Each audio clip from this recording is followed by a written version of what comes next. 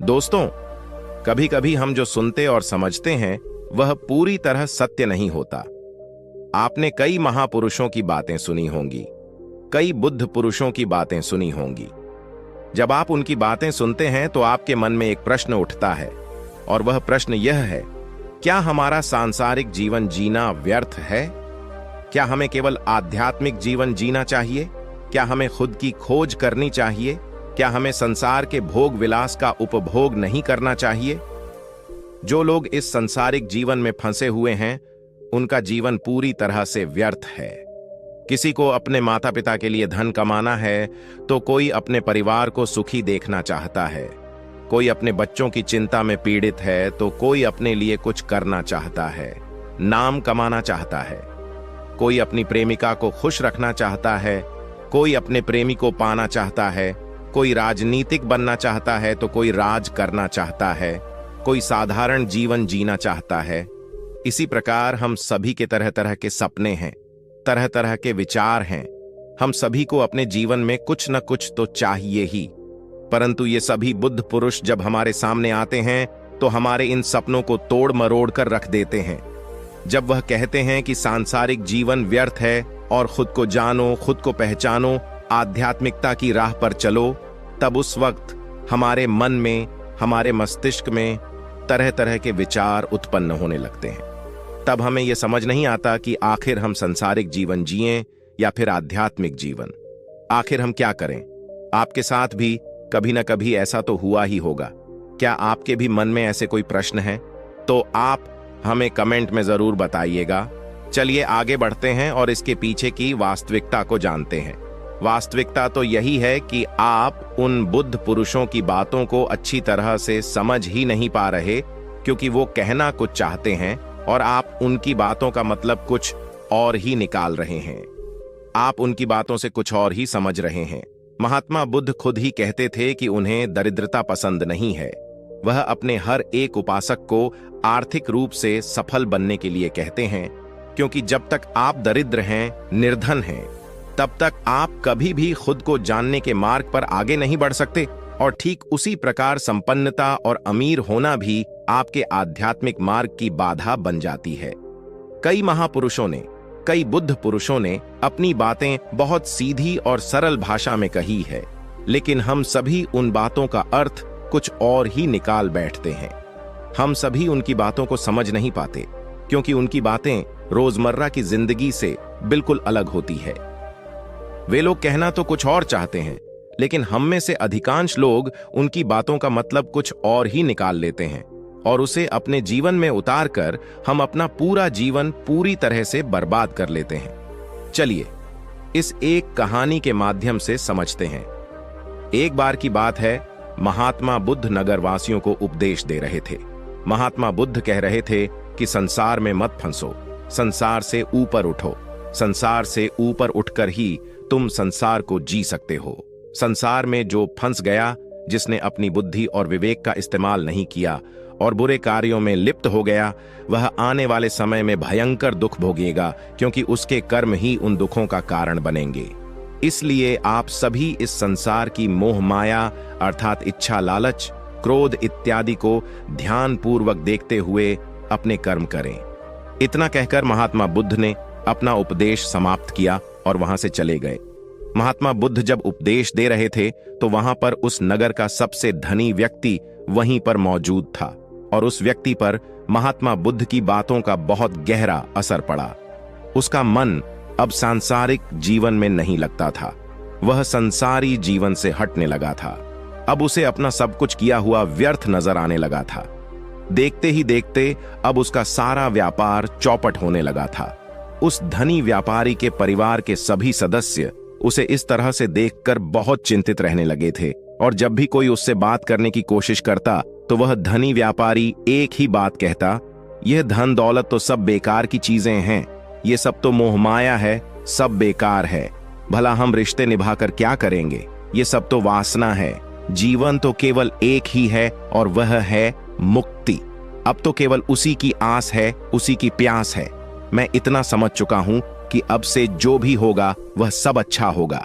अब से उसने व्यापार पर भी ध्यान देना बिल्कुल बंद कर दिया था और देखते ही देखते वह धनी व्यापारी उस नगर का सबसे गरीब व्यक्ति बन चुका था। वह पूरी तरह से निर्धन हो चुका था, उसका सब कुछ बर्बाद हो चुका था और उसका पूरा परिवार सड़क पर आ गया। एक दिन जब उसके घर में खाने के लिए कुछ नहीं बचा तो उसने अपने आप से कहा, यह मैंने क्या कर दिया? सब कुछ तो बहुत अच्छा चल रहा था, लेकिन मैंने अपने हाथों ही सब कुछ बर्बाद कर दिया। आज मेरे परिवार का हर एक सदस्य भूखा है, उनके पास खाने के लिए कुछ नहीं और मैं उनके लिए कुछ नहीं कर पा रहा। वह यह सब सोच ही रहा था कि तभी उसे याद आया कि उसने महात्मा बुद्ध की बातों में आकर अपना जीवन बर्बाद कर लिया। न तो उसे मुक्ति मिली और न ही धन। वह सोच रहा था, मैं तो कहीं का नहीं रहा। थोड़े थोड़े भोजन के लिए भी आज मुझे रोज मरना पड़ता है। हर रोज मुझे मेहनत करनी पड़ती है, तब जाकर मेरे परिवार को 2 वक्त की रोटी मिल पाती है। अपने परिवार की इस तरह से बुरी हालत देखकर उससे रहा नहीं गया। वह बहुत चिंतित रहने लगा था। वह बहुत परेशान हो चुका था। एक दिन वह अपने घर से भाग गया। एक रास्ते में जब वह आगे बढ़ रहा था तब उसके मन में ख्याल आया कि वह कहां जाएगा, किससे मदद मांगेगा, आखिर अब उसका साथ कौन देगा। तभी उसे याद आया कि उसे महात्मा बुद्ध के पास ही जाना चाहिए, क्योंकि बुद्ध के कारण ही आज उसकी यह हालात हैं। उसके हालात के जिम्मेदार तो वही हैं। मैं तो सीधा सीधा अपने मार्ग पर जा रहा था, लगातार अपने व्यापार में उन्नति कर रहा था, लेकिन जब से मैंने उनकी बातें सुनी तब से मेरा मन विचलित हो गया। मुझे समझ नहीं आया कि मैं जो जीवन जी रहा हूं क्या वह सत्य है या फिर जो वह जीवन जी रहे हैं वह सत्य है। उनकी चिकनी चुपड़ी बातों में आकर मैंने अपना सब कुछ बर्बाद कर दिया। मेरे हालात के जिम्मेदार तो वही हैं, इसलिए मुझे उनके पास ही जाना चाहिए। अपने मन में क्रोध लिए 2 दिनों की लंबी यात्रा करके महात्मा बुद्ध के पास पहुंचा और क्रोध में आकर महात्मा बुद्ध से कहता है, हे बुद्ध, आपको कोई ज्ञान नहीं, न ही आपने सत्य की प्राप्ति की है। आप तो केवल भोले भाले लोगों को फंसाना जानते हैं, अपनी चिकनी चुपड़ी बातों में उन्हें बहलाना जानते हैं। आप लोगों के सीधेपन का फायदा उठाकर अपनी प्रसिद्धि और अपनी प्रशंसा करवाते हैं। आप हमें ऐसे सपने दिखाते हैं जो कभी पूरे नहीं हो सकते। मैं भी ऐसा ही एक सीधा साधा व्यक्ति था और मैं उस नगर का सबसे बड़ा धनी व्यक्ति था। आपसे मिलने से पहले सब कुछ ठीक चल रहा था। मेरे पास धन की कोई कमी नहीं थी, सारे ऐशो आराम थे, सारी सुख सुविधाएं थीं।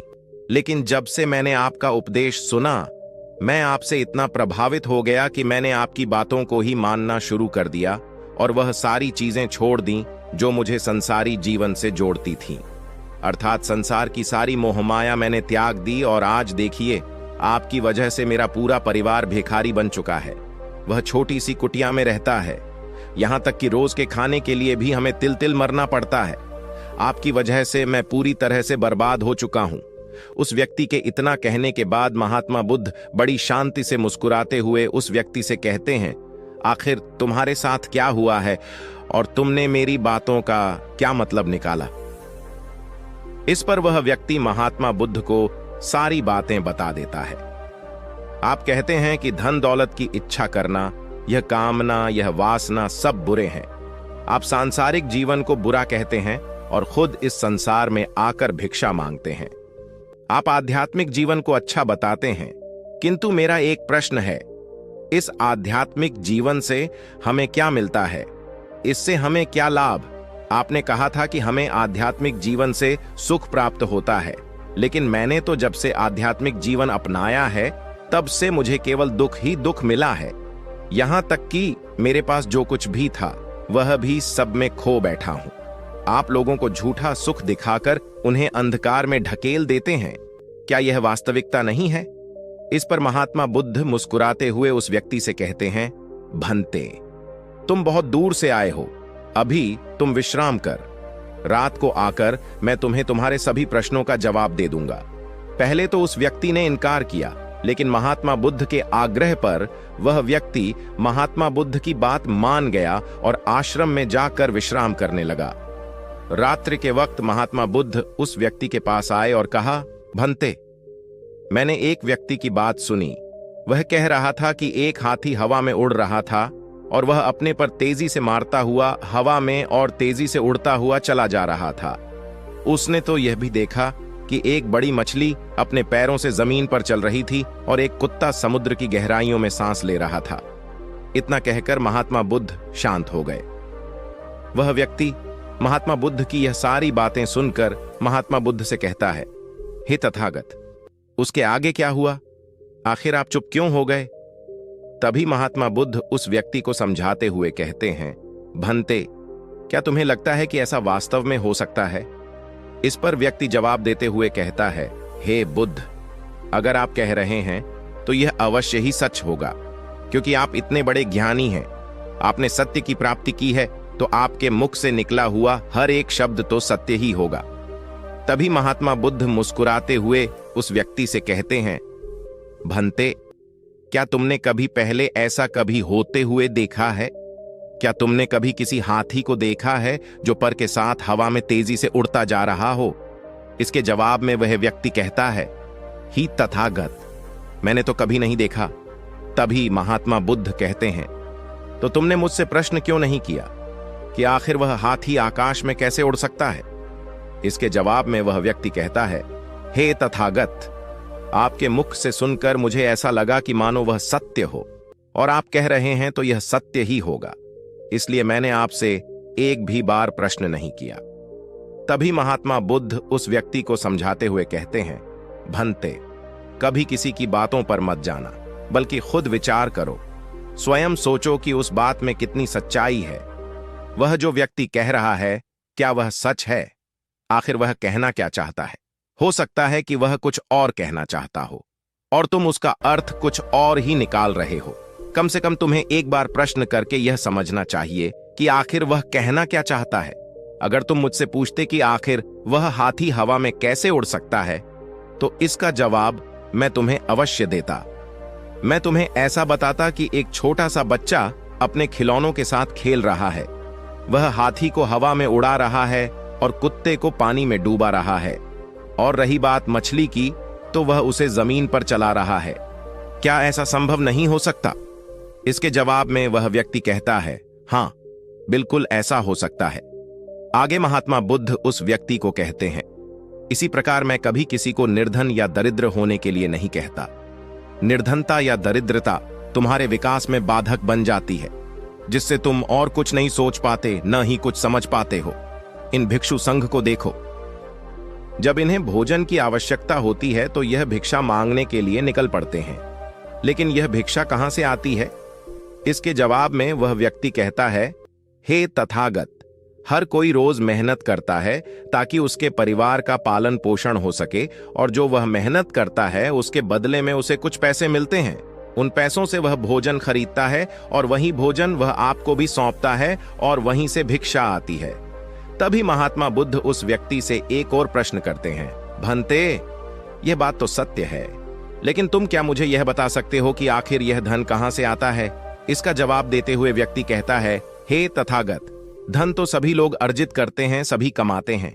तभी महात्मा बुद्ध उस व्यक्ति को समझाते हुए कहते हैं, ठीक इसी प्रकार दुनिया में यदि हर कोई भिक्षा मांगने लग जाए तो आखिर भोजन कहां से आएगा? अनाज कौन उगाएगा? व्यापार कौन करेगा? और लोगों की रक्षा के लिए धन कहां से इकट्ठा होगा? लोगों की जरूरतें कैसे पूरी होंगी? यह सुनकर वह व्यक्ति थोड़ा सा अचरज में पड़ गया और महात्मा बुद्ध से कहता है, किंतु हे तथागत, आप ही तो कहते हैं कि मनुष्य की इच्छा, कामना और वासना, लालच और क्रोध, ये सभी मनुष्य के विकार हैं और हमें इनसे दूर रहना चाहिए, तभी वह आत्मज्ञानी कहलाता है। तभी महात्मा बुद्ध कहते हैं, भंते, मैं तो अभी भी यही कह रहा हूं कि मनुष्य को इन सब चीजों से दूर रहना चाहिए। इस पर वह व्यक्ति महात्मा बुद्ध की बात काटते हुए कहता है, हे तथागत, पर दुनिया तो इसी पर चल रही है। इसके बिना भला ये संसार कैसे चल सकता है? हर किसी को पैसों की जरूरत है। बिना पैसों के वह अपने परिवार को नहीं चला सकता, वह अपने परिवार का पालन पोषण नहीं कर सकता, वह अपने परिवार के लिए भोजन नहीं ला सकता, और यदि वह पैसे नहीं कमाएगा तो वह भूखा मर जाएगा।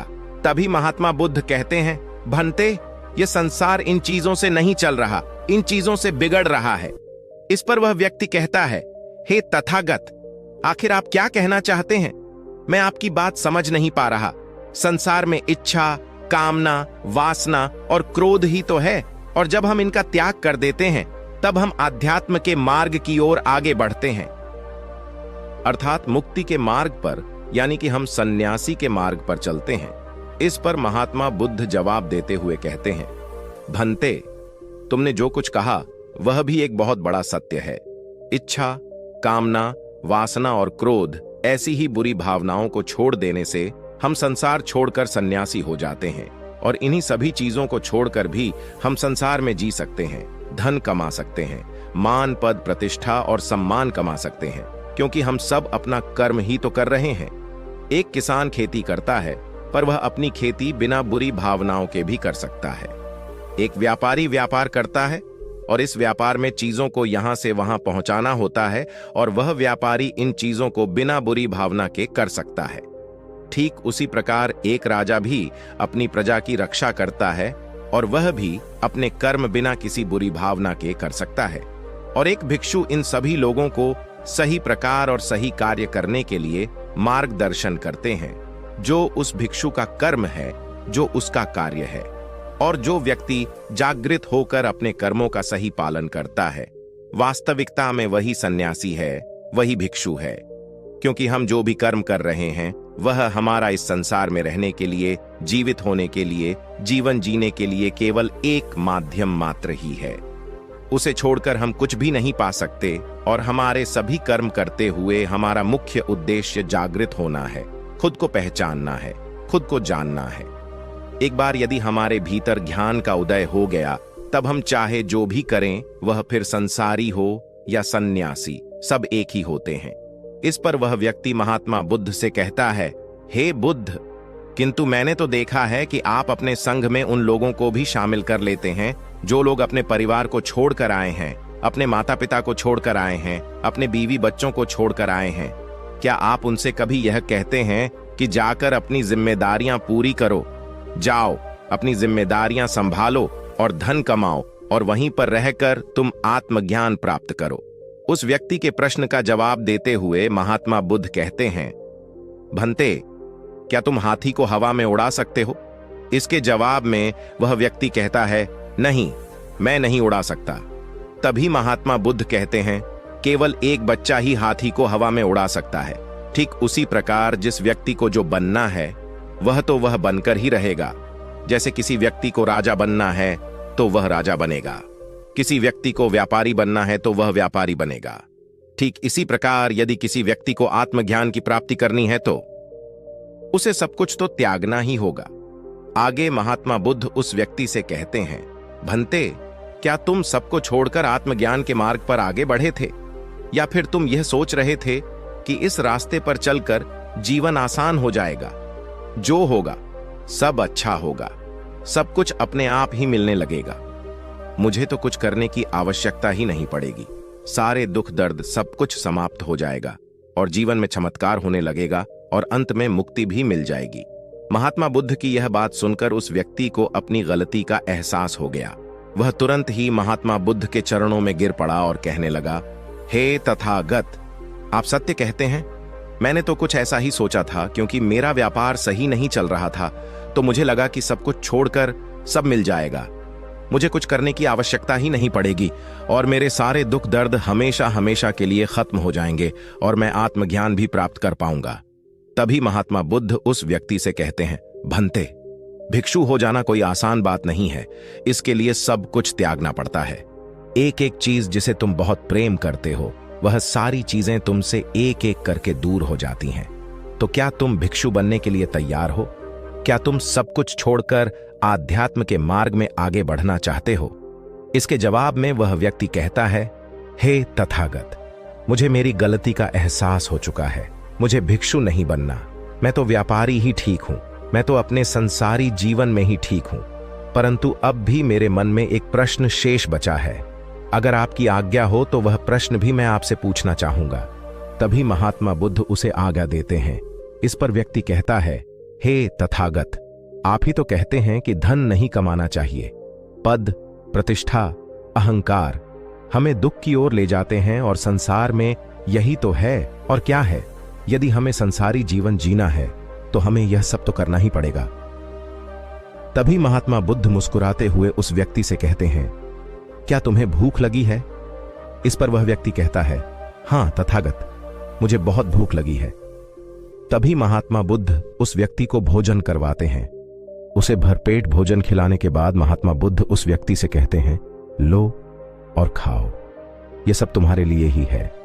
इसके जवाब में वह व्यक्ति कहता है, हे तथागत, मैं पहले ही बहुत ज्यादा खा चुका हूं, अब मुझसे और नहीं खाया जाएगा। मेरे पेट में अब थोड़ी भी जगह नहीं रह गई। यदि मैंने और अधिक खाया तो मेरा पेट दर्द करने लग जाएगा और फिर मुझे तरह तरह की परेशानियां होने लगेंगी, मैं परेशान हो जाऊंगा। तभी महात्मा बुद्ध मुस्कुराते हुए उस व्यक्ति से कहते हैं, भंते, मैं भी तो तुम्हें यही समझाने का प्रयास कर रहा हूं कि जितना जरूरत है उतना ही खाओ, उतना ही धन कमाओ जितने की तुम्हें आवश्यकता है, क्योंकि हर चीज जब हद से ज्यादा हो जाती है तो वह नुकसान जरूर पहुंचाती है। फिर वह चाहे धन हो, चाहे इच्छा, चाहे लालच या फिर कामना या वासना, सब कुछ हद से ज्यादा आपको नुकसान ही पहुंचाएगा और यह सब आपको केवल दुख ही देंगे। इसलिए इन्हें नियंत्रण में रखना चाहिए। जितनी की हमें आवश्यकता है उतना ही हमें चाहिए, और जब आप इसे नियंत्रण में रखते हैं तो यह कभी आपको दुख नहीं दे पाएगा, आप हमेशा सुखी रहोगे। आगे महात्मा बुद्ध उस व्यक्ति से कहते हैं, भंते, धन कमाना आवश्यक है, क्योंकि धन की कमी नहीं होनी चाहिए, भोजन की कमी नहीं होनी चाहिए, किसी भी कार्य को करने के लिए मन में इच्छा की कमी नहीं होनी चाहिए। लेकिन उसी के साथ तुम्हें यह भी ध्यान रखना है कि इच्छा अत्यधिक भी नहीं होनी चाहिए, और मैं तुम्हें यही समझाने का प्रयास कर रहा हूं, मैं तुम्हें यही ज्ञान देने का प्रयास कर रहा हूं कि मध्य में रहो, न कम न ज्यादा। इसलिए जाओ और धन कमाओ, व्यापार करो, अपने कर्म न केवल अपना बल्कि दूसरों का भला भी करो। जब तुम अपने किए के सांसारिक कार्यों से लोगों का भला करते हो, तब तुम में और किसी सन्यासी अर्थात किसी भिक्षु में कोई अंतर नहीं रह जाता। बस सभी के मार्ग अलग होते हैं, लेकिन मंजिल एक ही होती है, और तुम कभी मार्ग से भटक न जाओ। इसलिए ऐसे लोगों की संगत में रहना जो तुम्हें आत्मज्ञान के सीधे मार्ग पर ले चलें, जो सांसारिक जीवन से हटकर नए जीवन में प्रवेश करवाएं, क्योंकि वे लोग बुराइयों से लड़ने में तुम्हारी मदद करेंगे। तुम्हें ताकत मिलेगी और तुम लगातार बिना विचलित हुए आध्यात्म के मार्ग पर लगातार आगे बढ़ते चले जाओगे। इतना कहकर महात्मा बुद्ध शांत हो गए। वह व्यक्ति महात्मा बुद्ध को प्रणाम करके कहता है, हे तथागत, आपकी शिक्षाएं तो बिल्कुल अलग हैं। आप जो कहते हैं उसके पीछे का अर्थ कुछ अलग ही होता है, बहुत सीधा और सरल, लेकिन हम उसे समझ नहीं पाते। आपके पास चमत्कार का आश्वासन नहीं है, पर आपके पास वह मार्ग है जिस मार्ग पर चलकर मैं अवश्य ही आध्यात्म को प्राप्त कर सकता हूं, जिससे मेरा और लोगों का सभी का भला होगा। हे तथागत, यह मेरी ही गलती थी कि मैंने आपकी बातों का गलत मतलब निकाला, और एक व्यापारी होकर भी मैंने अपने कर्म को छोड़ दिया और यह सोचने लगा कि अब अपने आप ही सब कुछ होगा, सब कुछ अच्छा ही होगा। लेकिन यह सत्य है कि अपने आप कुछ नहीं होता। जब हम हाथ पैर चलाएंगे, काम करेंगे, कर्म करेंगे, तभी हमें फल मिलेगा। जब हम हाथ पैर मारना छोड़ देते हैं तो नदी का बहाव हमें अपने साथ बहा कर ले चला जाता है, और तब हमारे हाथों में कुछ नहीं रह जाता, और यही मेरे साथ भी हुआ है। हे तथागत, आज से मैं आपको वचन देता हूं कि मैं अपना कर्म पूरी ईमानदारी के साथ करूंगा। आपके दिए हुए मार्ग पर मैं पूरी ईमानदारी से चलूंगा। मैं आपको वचन देता हूं कि मैं एक अच्छा व्यापारी और एक अच्छा इंसान बनकर रहूंगा। मैं आत्मज्ञान के मार्ग पर अपने कर्म करते हुए आगे बढ़ता रहूंगा। इतना कहकर वह व्यक्ति महात्मा बुद्ध को प्रणाम करके वहां से लौट गया। दोस्तों, हमारे साथ भी कुछ ऐसा ही होता है। जब हम किसी सिद्ध पुरुष की बातें सुनते हैं तो हमें लगता है कि यह सांसारिक जीवन व्यर्थ है, और हमने जो कुछ भी आज तक कमाया है, जो कुछ भी आज तक कर्म किए हैं, वो सब व्यर्थ है। दुनियादारी की सारी बातें बेकार हैं।